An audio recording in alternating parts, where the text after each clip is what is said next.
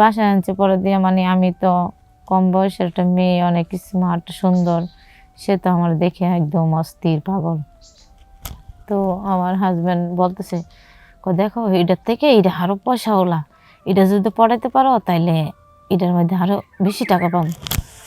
তো কি করবো, ওইটারও পড়াইলাম, পড়াই ওটার সাথে পরে কি করলাম, এই সেই মানে অনেক কিছুই হওয়ার পরে দেখা হ্যাঁ থেকে বেশি টাকা দিছে, দেওয়ার পরে দেখা তো টাকা পায় খুশি প্রচুর পরিমাণ।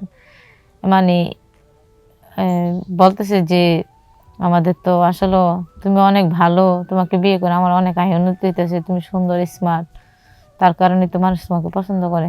যাক, এরকম করতে করতে সে করলো কি, দ্বিতীয়বার যখন একটা ছেলে আনলো, সে একটু বয়স করে কিন্তু অনেক আর্থিক অবস্থা ভালো, মানে তার পেশায় যে সে বড়লোক মানুষ চায় সেরা, হ্যাঁ আনে পড়ে। তো হ্যার সাথে কিছু করতে যায় একদম মনে করেন পাবলিক সেন্টারে দাও টের পাইলেছে যারে, হ্যাঁ তো হ্যার বউ তো এই ব্যবসা না করে, কিছুদিন পর পর খালি এই জন্য সেই জন্য আনে নেশারে এইসব করে। পাবলিক সেন্টারে জাইনার সারা মানে এইখান থেকে আমাদেরকে এই বাসা থেকে বের করে দিছে। বের করে দেওয়ার পরে তো আমরা এখান থেকে আবার মনে করেন আমরা আরেক জায়গায় বাসা নিছি, বকুড়া বাসা নিছি, ওইখানে বাসা নিছি পরে দিয়া ওইখানে যায় সেরা মানে হ্যাঁ আরেকজন পড়াইছে যে আসো, সেই বললে সেরা মানে বাসায় নিয়ে আসার পরে হ্যাঁ শত বলতেছে আমার এসব করার জন্য। তো দেখেন একটা মানুষ খারাপ করে যে খারাপ কাজ কত করতে পারে বলেন। আমারও তো একটা মন আছে, আমার তো এসব করতে ভালো লাগে না, তো বাধ্যতামূলক স্বামীর মন রাখতে যে আমার করতে হয়েছে।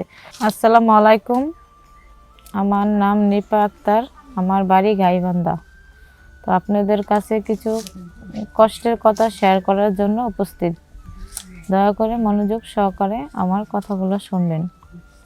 কথাগুলো হলো এই যে আমার ফ্যামিলিতে কেউ নাই, ঠিক আছে। তো আমার পাশের গ্রামেরই আমার চাচা লাগে এক, সে আমার দেখা চায় চিন্তা একটা বিয়ে দিছি। বিয়ে দেওয়ার পর আমার স্বামী ছিল একটু মানে অ্যাকচুয়ালি লুবি, আর অ্যাকচুয়ালি হইলো তার চরিত্র বেশি ভালো না। সে যেরকম আমি তার মতো এরকমই করি। তো এরকম কত ধরেন না, যেরকম আমাকে মানে আমরা এক জায়গায় বাসা নিছি, তো ওইখানে থাকি। ওইখানে থাকার পরে সে তার ভালো ভালো যে বন্ধুগুলো অনেক বড় লোক, অনেক পয়সা, আর্থিক অবস্থা ভালো, একটা বন্ধু নিয়ে আসে বাসায়, আইসা বলতেছে দেখো তুমি যদি হ্যাঁ পড়াইতে পারো, হ্যাঁ সাথে ইয়ে করতে পারো, তাইলে আমরা অনেক টাকা হইব, ইনকাম করতে পারবো। আমি বলে যাব তুমি এটা কি বলো, এটা কি একটা কথা হইলো? আমি তোমার ওয়াইফ, তুমি আমার হাজব্যান্ড, তুমি কি আমার এসব করলে এটা আমি মেনে নিতে পারবো? তো দেখো জীবনে কিছু করতে হইলে কিছু ইয়ে করতে হইবে, তো কিছু ধৈর্য পারা যায় তো না। তো বললাম যে চলো, স্বামী যখন বলছে সে যদি আমার করায় তাহলে তো ওইটা তো আমার তো আর ইয়ে নাই, আমার তো করতে হইবে বাধ্যতামূলক। তখন হ্যাঁ বন্ধুর সাথে আমি ইলেকশনে জড়ানোর পর তার সাথে আমার সব কিছু হয়েছে। হওয়ার পর সে মানে আমাকে 2 থেকে 3 লাখ টাকা দিছে পরে আমার হাজব্যান্ড তো পাইয়া খুশি। হ্যাঁ হাতে টাকা যখন দিছি যে দেখো তুমি যেভাবে বলছো আমি তো এভাবেই করলাম, তোমার কথাই অনুযায়ী সবকিছু হইতেছে, নাও তোমার টাকার প্রয়োজন তো তুমি টাকা নাও। নেওয়ার পরে দেখি ওই টাকা হ্যাঁ পাইয়া যে প্রচুর পরিমাণ খুশি, সে চাইতেছে যে এরকম করে আরো ইনকাম করতে, মানে হ্যাঁ রয়েছে বউ দিয়া ব্যবসা করার ধান্দা, বুঝছেন। তো কি বলবো কষ্টের কথা, আমি যা বলতেছি আপনাদের কাছে আমার চোখেতে পানি বসতেছে, যে আমি কি করে যে বলি বুঝতেছি না। এরকম করে সে আরেক জায়গায় গেছে, যে আরেকটা ছেলের সাথে ভাবাইছে, মানে সে আর্থিক অবস্থা দেখে ভালো ভালো মানুষের সাথে সে পরিচয় হয়ে এসে আমাদের বাসায় আনে।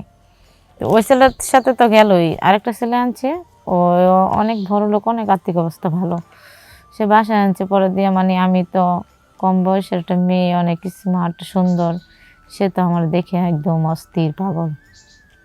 তো আমার হাজব্যান্ড বলতেছে, দেখো এটার থেকে এটা আরো পয়সাওয়ালা, এটা যদি পড়াইতে পারো তাইলে এটার মধ্যে আরো বেশি টাকা পাবো।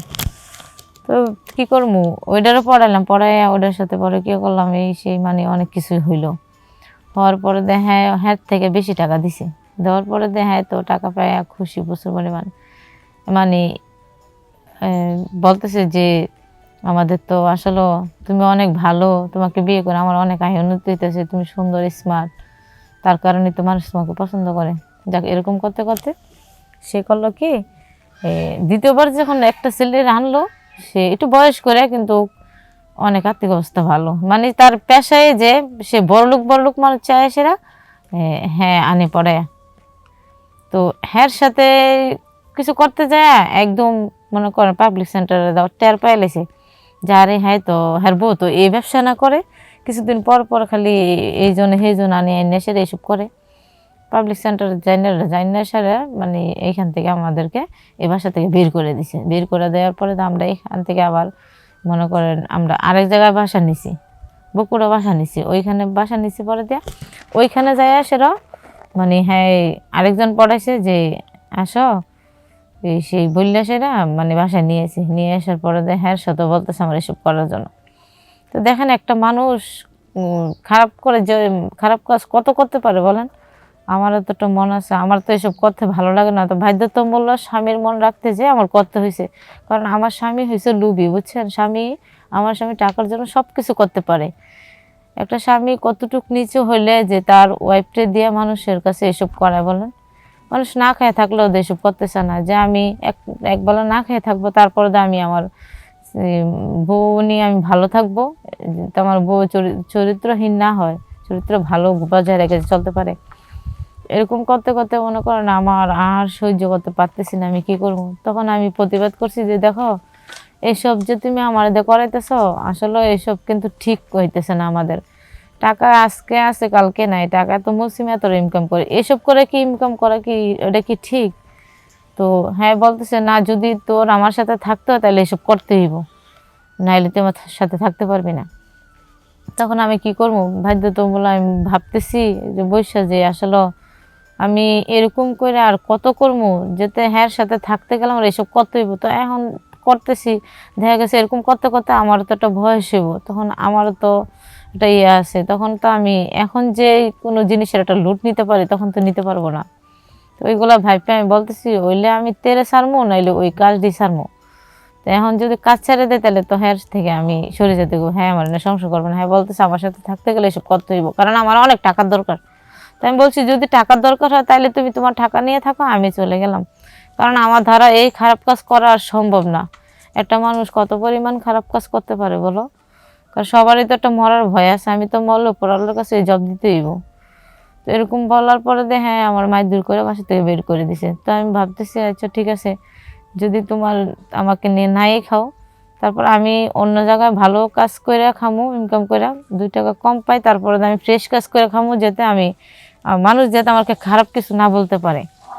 তো এটাই আপনাদের সকলের কাছে আমার অনুরোধ, যে টাকার জন্য মানুষ কি না করতে পারে। যেরকম ঘরের বউ মানুষ ভাড়া দিতে দ্বিধাবোধ করে না টাকার জন্য, এই টাকার জন্য মানুষ নষ্ট হয়ে যায়, টাকায় মানুষকে নষ্ট করে।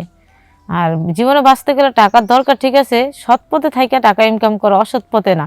কারণ সৎ পথে টাকার আল্লাহ বরকত দেওয়ার, অসৎ পথে টাকার কোনো বরকত দেয় না, ঠিক আছে। তো আমি সকলের কাছে ও মা বোনের কাছে আমার একটা দাবি, যে আপনারা আমি যে ভুলটা করছি, হ্যাঁ স্বামীর ফান্দে পড়ে, আপনারা এরকম ভুল কেউ করেন না। তো সকলে ভালো থাকবেন, সুস্থ থাকবেন, আল্লাহ হাফেজ।